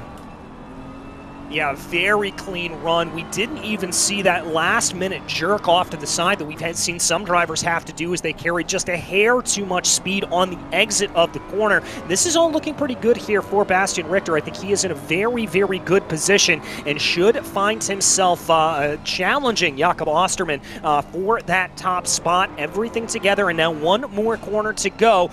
Let's see how he takes it. Nice and easy, and here's the run to the line. Yeah, this certainly hasn't been a flamboyant lap from Bastian Richter, but it might still be a quick one. Across the line he will come then, and Richter does go to the top of the times. 152.782 is almost as quick as he went in that first qualifying session, so that's more like it. And interestingly, DJ, it tells me that even on this one-lap shootout format, it is possible to extract a really quick time out of the cars. That's almost as quick as he's been all night, and it puts him a 1/10.5 quicker than Osterman. And now it's time for his teammate Tobias Pfeffer to be able to come out on track. Interestingly there, we didn't see Pfeffer do what we've seen a couple of the drivers do, which is really back up that final corner. He looked like Tobias just running it on a normal racing line and trying to carry as much momentum through there as possible. So a little bit of a change in approach there compared to what we've seen with other teams. We'll have to see if it plays out here for Tobias, as he is this penultimate run in our first round of laps here for Super Pole. Indeed so. So Tobias Pfeffer then coming towards the end of the opening sector of the lap, and he will be looking now to get a good exit out of the tricky right-hander here, this turn 6, 7 and 8 section out onto the Mistral Straight, and then we skip the Montreal chicane as it's known and make our way towards Senior corner at full pelt. Tobias Pfeffer, the second of the Unicorns of Love drivers that we see in the session, who again set his fastest lap of the night in Q1, and that was the fastest lap that we have seen so far in qualifying, a 152.617. If he can do that again here, then it will put him as the comfortable favourite for pole position, with still Mikhail Statsenko to go in this first part of the top 5 shootout. Pfeffer again, inch perfect going through Senior, now turns his way through the long right-hander at Berset, and towards the run towards the end of what has been another safe, sensible and clean looking lap. Yeah, I think what we're seeing here out of the two Unicorns of Love team members are a little bit of those bankers that we talked about. This doesn't look like a lap where they're absolutely trying to push the track limits and push the car. Instead, we're seeing calm, cool, and collected driving from these two, putting down a good banker time and letting it see what happens. So let's see here as Pfeffer comes out of the final corner right now. He's going to cross over the line in just a few seconds. Let's see what that's going to give him, as it looks like that's going to be third place. Well, okay, a pretty slow lap in all honesty. A 153.185 is not all that fast. In fact, that would not have got him into the top 10 had he set that in Q2. So some way off the ultimate pace there, Tobias. I agree with you. I think he was very much going for a banker lap there and just decided that he's going to put all of his real efforts into the final session. Of course, he was guaranteed to go quicker than Luke Whitehead, who didn't set a time due to an off-track moment. And so Tobias Pfeffer sits in third. It's Bastian Richter Richter at the moment on provisional pole position then for the 6 hours of Paul Ricard here. The SimGrid VCO World Cup qualifying night drawing to its conclusion. The first half of our top 5 Super Pole shootout is almost complete, with Mikhail Statsenko, the last driver left to make his first of 2 qualifying attempts here tonight. The SMP Racing Esports driver comes across the line then to begin his qualifying effort, and Mikhail, again, another driver new to this team, new to the car perhaps, but he has been showing some really good pace, particularly in the latter part of qualifying. Yeah, he certainly has, and crucially here for Mikhail, one of the things that I noticed is he started a little bit farther back than some of the other drivers that we saw when it came to him working his way around. Big clobber of the curb there, coming up through 4 and 5, as now he works his way through, and so I think that may have been Statastenko maybe just doing a little bit more weaving down the Mistral straight, trying to get those tires into that better operating window. We'll have to see if it plays out for him, but that's what I noticed when he started off on this lap. Indeed, so Mikhail Statsenko, the 19-year-old, making his way out onto the Mistral straight. I really have to try hard not to say that through gritted teeth. At 19 years old, I was not sat in my bedroom surrounded by high-tech sim racing equipment, challenging for one of the biggest prizes in the world of sim racing. But Mikhail is well used to this now. He's clearly acclimatised well to the new team as well, and turns his way through senior corner again, inch perfect over the curbs. From his body language, I would say, DJ, that he is wrestling the car a little bit more perhaps than we saw from the Unicorns of Love drivers, so he maybe is going at this a little bit more aggressively, and so far I'd say it's working. Yeah, it looks like he's setting a pretty good lap time here, and we talked about that calmness from Tobias Pfeffer. Didn't necessarily seem like he was pushing that car all that much, and, well, it frankly showed in his lap time. He wasn't that quick around here, and the contrast with Mikhail really chucking that 888 BMW down into the corners, trying to extract as much as possible, as now he comes through the final corner, and it is now time to see what he is going to be able to put on the board. A 1:52.782 is the time to beat, set by Bastian Richter. He can't quite do it. Statsenko stays third, and again is in the 53s, so a bit like Tobias Pfeffer, he is about half a second slower than he has been at earlier parts in the night, so it may have looked a bit more aggressive, but it was not a particularly flashy lap there. So, after the first part of the top 5 shootout, it is Bastian Richter on provisional pole position, 1:52.782. Jakob Osterman, who is now beginning his second and final attempt, would be lining up on the outside of row 1, but missing out on that $200 prize by a tenth and a half. Mikhail Statsenko third, Tobias Pfeffer fourth, and Luke Whitehead with all of the pressure on him, having invalidated his first lap. And now this is it, last chance saloon, last opportunity to set a pole position lap time, and Jakob Osterman once again the first up to the plate. As he now brings his way around through that first sector, currently sat about a tenth and a half behind Bastian Richter up in front of him. Jakob doing a good job here, really looked like he is wrestling that car. You saw just how wide he ran there at the exit of the corner. He is pushing that Lamborghini to the utmost here at this point. He knows it's now or never time.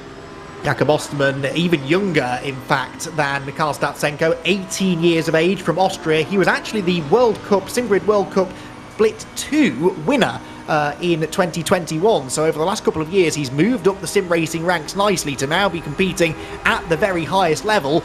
And he has got the pressure on his shoulders well and truly now to try and steal a pole position. Everyone has been saying it will be BMW domination, and BMW will absolutely be on pole position, but Jakob Osterman perhaps presents the best opportunity to break that trend and prove everyone wrong. He is wrestling the Lamborghini around the second half of the lap, just about, I think, within track limits there at Senior DJ, but he couldn't have been a lot closer to the outside edge of that curb. No, he's definitely pushing here, and again, there on the exit of the left-hander, continues to push as much as possible, as now he comes down through the final couple of sectors here on this lap, trying to see what he's able to get. One more corner to go as the Lamborghini rotates its way down through that final corner, gets onto the loud pedal here. Little bit of a sigh from Jakob. Doesn't look like the best body language there from him, and he's going to cross over the line. I don't think that's an improvement. It was not, unfortunately. So Jakob Osterman with a 53.6, I think, so some way off the 52.9 that he did earlier on. So Jakob Osterman will not have the pole position. The question now is whether or not he will remain in second place. Right then, Luke Whitehead, the British driver, making his way through the final couple of corners. The Veloce Esports driver, new to the team, and peddling his Ferrari 488 Evo. He's been on a really good trajectory tonight, getting faster and faster, getting closer and closer to the top. A slight fumble in the first part of this shootout a few minutes ago, but now DJ, he just needs to put that behind him. It's all about this one lap, and he still has a chance. And that's far easier said than done for the driver here of the 42. I guarantee you when he comes through Senior the next time, he's going to have to put out that thought of that mistake on the last lap. But right now the lines look good as he's able to bring his way through Sector 1, trying to see what he's able to get, that change in direction there before you have to go through camp, able to make it work. And now he brings his way back around. Little bit of a wide run there on the exit of the corner, but let's see what this Ferrari can do once he gets it up to full speed. Yeah, it has in the past been a reasonably good car in the speed traps, but of course the car's all running to a balanced performance here for this event that is supposed to level the playing field, and whilst the Ferrari has always been a good handling car, it's entirely possible that it's been pegged down slightly. Not all of those Italian horses prancing along down the Mistral Straight, but he's giving it absolutely everything here. Now this is the corner where he made the mistake first time around, had a bit of a wobble on the apex. That is just okay, I think, but again, flirting with disaster there. Didn't have the snap of oversteer that time, but perhaps he didn't put as much steering lock in anticipation of that, DJ, and he nearly understeered off the road. Yeah, nearly understeered off the road and just able to keep it underneath him here. But now, again, the mid-engine layout of the Ferrari, this should be the sector of the track which should help him here a little bit. Better rotation here in the Italian Marquis as he now brings the car down through the last couple of corners, lining everything up. I did see on the previous lap that he did set that extra wide line to try to maximize speed. That's one of the faster runs through the final corner that we've seen. Looking for Whitehead's first time on the board as here he comes across the line. What is he going to be able to get? Good enough for 4th place. And that is not bad, all things considered. He's a few tenths off his quickest lap of the night so far, but it does move him ahead of Tobias Pfeffer, and that is not something that many of us would have anticipated. It means that all drivers have now got one time on the board, but with 3 drivers still to go, Luke Whitehead not guaranteed to stay on that second row of the grid. So, Bastian Richter coming into this second attempt with a very different target, really, that he's set for himself. He is not gunning for pole position. He already has the provisional pole position. His job now, DJ, is all about extending that margin. 1.5 tenths in the grand scheme of things is a pretty strong advantage, given how close the times have been so far tonight, but he would like to add a little bit more to that in anticipation of the 2 drivers still to come. Yeah, I think he'd like to extend as much as possible if he can, but he knows he's got that good lap in the bank to fall back on, so that's going to relieve a little bit of pressure here, I think, for Richter. But still, it looks like he is pushing here as best as he can and really running that car out wide on the exit of the corner, cutting a little bit close there on the entrance onto the Mistral Straight. This is definitely the go lap here for Bastian. He is not waiting around. He is not waiting and not backing off. He is pushing as now he's got that banker lap to fall back on.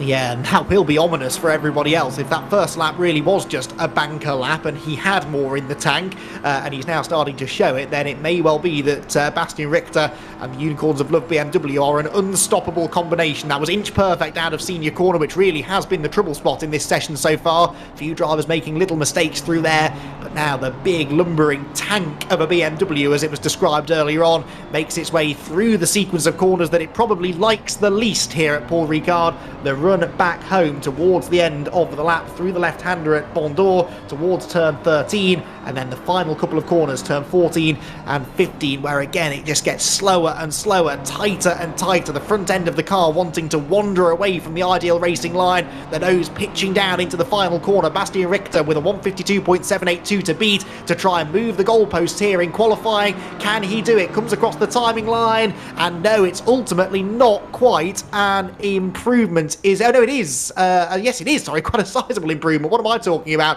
3.5 tenths up the road is Bastian Richter. That is going to take some beating. Yeah, that's not going to be easy to beat here, and one of the drivers that I'm going to be looking at to see maybe potentially if he's able to do it is going to be his teammate here, Tobias Pfeffer. Remember, we thought that maybe Pfeffer was taking a banker lap on that last run. If he is to push here, he now knows the mark he has got to make up, but he has got to make up 0.6 of a second. That is a very, very sizable margin. So watch for this number 14 BMW to be absolutely aggressive on all elements of this track, trying to push for every last hundredth. Keep in mind that Tobias, in the first qualifying session tonight, I know I keep banging on about this, but I think it's significant, he did a 52.61. That was only a few hundredths away, in fact, from the time that we've just seen from his teammates. So he is capable of running that pace. Can he get down, though, into the 52.5s? That lap time that we've just seen from Bastian Richter was the first time of the night to get into the 52.5s, and now to take the pole position away from him, Tobias Pfeffer will have to do the same. Heads out onto the Mistral straight again, looking very calm, cool and collected. What can you read from his body language, DJ? Does he look dejected, as if he knows the time has gone already? Or is there still some hope in the eyes of the Unicorns of Love driver? It looks like a little bit of a mix of the both. He is very, very calm there, but I'm not necessarily seeing him getting up on the wheel down the Mistral straight. Now he's definitely pushing a little bit through the corner. You see that Sim Racer's lean there, the way he leans himself into the corner. That's going to tell me now that he is absolutely pushing. He thinks there's some hope here to be able to gain, and he is trying to go for it. Now watch his body language as he comes back the other way, trying to will that car through the corners, trying to give that tank of a BMW just a little bit more rotation at the line. He looks calm, but that wheel is working feverishly. He leans once again through the final couple of corners. He's only a moment away, I think, from sticking his tongue out in concentration, which is definitely something I'm guilty of from time to time. What is Tobias Pfeffer going to do? He is 5th and last in Super Pole for the time being. 6/10 was a large target for him to try and get. He's not going to do it, but he does jump onto the front row of the grid with a 152.807. It's nearly a quarter of a second off pole position, but right now it would be an all Unicorns of Love BMW front row of the grid with just one more car to go. Bastian Richter's time so far, DJ, looking pretty unbeatable, but if anyone can do it, I think I'd put my money on Mikhail Statsenko. We've seen a couple of times tonight that when he's under pressure and when he has to deliver the time, he's capable of doing it. He has to deliver that again one more time here as the final lap of qualifying begins. Yeah, he knows how to respond to this pressure here. Now, interestingly, not taking that big backup of a line coming down through the final corner. He's just going to try to run it normally and try to carry as much momentum through. We'll have to see if that plays out for him. Crosses over the stripe there to take the green flag on this final run. Mikhail Statsenko going to be pushing this car as much as he can. Good lines there through the first chicane, trying to keep it a big clobber of the curb there. He knows what he has got to do, and he is fully focused there. You see the mask of concentration on his face. This next sequence of corners, so important to putting together a quick lap. Lots of curb through the right, lots of curb through the left, using it to rotate the car and then take the widest line possible into the right-hander at turn 5. Then through the long right-hander at 6, and again it's all about firing off this corner quickly through Mistral and onto the Mistral straight itself. Mikhail Statsenko half a lap away from completing our qualifying session here for the 6 hours of Paul Ricard. He has got a seriously impressive lap time for Bastian Richter to try and aim at to snatch the $200 prize for pole position. But thinking big picture, even starting on the front row would not be bad for the SMP Racing Esports team. And even if he can't quite be pole position here, DJ, I think second place would still be an achievement. Yeah, I certainly think it would as well, especially as you said with the new signing here of Statsenko coming on in. It would certainly stamp his authority on the field, and this driver linking up with an established team like SMP Racing is going to be a little bit of a shot across the bow for a lot of other drivers in this running. As there, Statsenko brings the car around through the left-hander, now bringing it again through the right. The big lumbering BMW making its way through the corners. Only about 2 more to go here for the AAA. This is it then, the final moments of what has been a thrill-a-minute qualifying session. Mikhail Statsenko gunning for pole position. His previous best is a 153.152. Needs to find over half a second to challenge Richter for pole. Comes across the line and he will not be able to do it. Mikhail Statsenko, it is a fractional improvement to a 53.0, but good enough only for 4th place. So the Unicorns of Love will be in celebration mode already because they have a front row lockout for the 6-hour race that will begin tomorrow. So they can relax a little bit for the time being, DJ, and they will all go to bed very happy. Yeah, go to bed very happy, and I think that's going to prove especially powerful when we talk about that team game as they lead into it. Having both of those cars up at the front of the field, that means that they're going to be able to play a little bit of team racing, I think, potentially. Maybe block out a couple of drivers coming in behind them, maybe be able to play some fuel-saving games when we get into this 6-hour race. It's just going to open up the book in terms of strategy for that team. Yeah, we often hear it said that track position and starting position in a 6-hour endurance race doesn't really matter as much as you might think, but I beg to differ. This is such a competitive grid that any advantage you can find over your rivals right from the very moment the race starts is crucial, and by having 2 cars on the front row, as you touched upon there, DJ, they have control of the race. If they get through that first sequence of corners in first and second place, they can play defense at the very front of the field and keep everyone else behind them. That's the theory anyway. We will have to wait and see whether or not they manage to do that, but certainly a very, very impressive performance there from Bastian Richter. And I think, DJ, that he is ready to have a chat with you. He's taken a moment to calm himself down after what was an intense conclusion to a fantastic qualifying session. Yes, it certainly was. And as we wait for Bastian to get his headset on here and join us in the booth, Bastian, first and foremost, congratulations. Walk us through that absolutely incredible final lap to put you on pole. Yeah, thank you very much. Yeah, I think I got a little bit lucky there because I had a good first lap, so I really could push in the second lap. I had a good delta then, and I knew where the time was, so I knew exactly on which corners I had to focus. And yeah, once I was on the back straight, I knew I just need to keep the car on track, really. So yeah, I'm really happy. Well, talk to me a little bit about that first lap. We were maybe speculating a little bit that was a bit of a banker for you. Were you pushing on both laps, or were you setting up that first lap as a little bit of a fallback? Well, I was trying to set up a banker lap, so you're right there, but I did a little bit of a mistake in turn 1, and so I lost a little bit of time there. And in Sector 2 and Sector 3, it's mostly just keeping the flow because of these wide turns, and so driving safe is actually kind of fast there, and that's what gave me the first lap with a good Sector 2 and Sector 3, and then I just could improve that in the second run. Well, it sets you up really pretty wonderfully for tomorrow, a Unicorns of Love lockout. We were speculating a little bit that that's going to open up the strategy for you tomorrow. I'm assuming that you're going to have some team meetings and calculate that all out, but that's got to feel good up at the front of the field. Yeah, absolutely. I mean, I'm kind of surprised about the pace actually, but yeah, we are for sure have a good pace in the team, and we'll just try to work together and have a good race, have a clean race, and push each other maybe so we can escape the field a little bit and take advantage of that qualifying. And one last thing for you, Bastian. Obviously, an extra $200 coming to Unicorns of Love. That little bit of extra incentive has got to make this poll feel pretty darn good. Yeah, absolutely. Especially considering that we were speculating last week that we shouldn't drive qualifying and go for the $200 for the most position gained. So like the last to first attempt. So yeah, getting the pole now is just awesome. Well, it's got to feel awesome. Congratulations once again. And Bastian, we'll see you tomorrow for the race. Thank you very much. Have a good one. Right back at you, Andy. That was Bastian Richter, your pole sitter here in the Super Pole Shootout.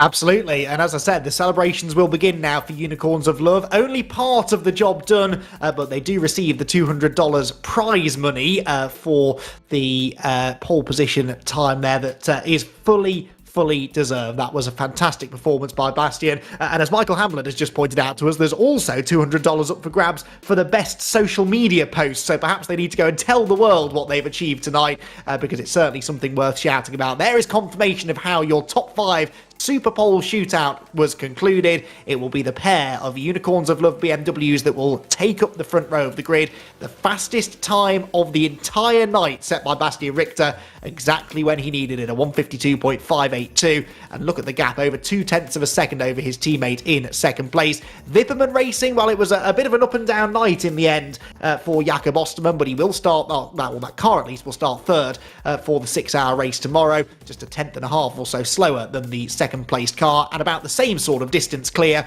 of Mikhail Statsenko in the SMP Racing Esports, who may be a touch disappointed, I think, with not quite delivering the pace we know he was capable of in Super Pole. For Luke Whitehead, though, after messing up the first lap completely and having it invalidated, just making it into the top 5 was a real improvement for the Veloce newcomer.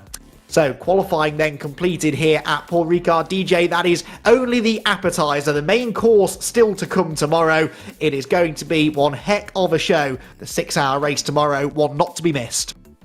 Not at all. Make sure you tune in here with us to be able to watch all of the action for the 6 hours of Paul Ricard. I know, Andy, you and I are going to be on in the middle stint, and I've got to tell you, I am very, very excited to see this one come to fruition. It is going to be a fantastic race tomorrow.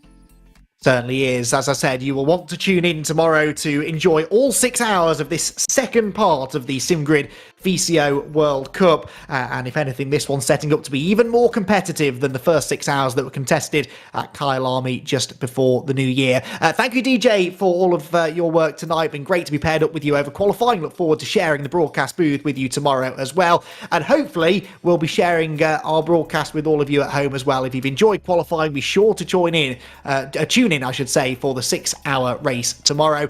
I've been Andy McEwen. A big thanks to DJ Clark, to the entire production team here at the SimGrid. We'll be back again tomorrow. We'll see you then.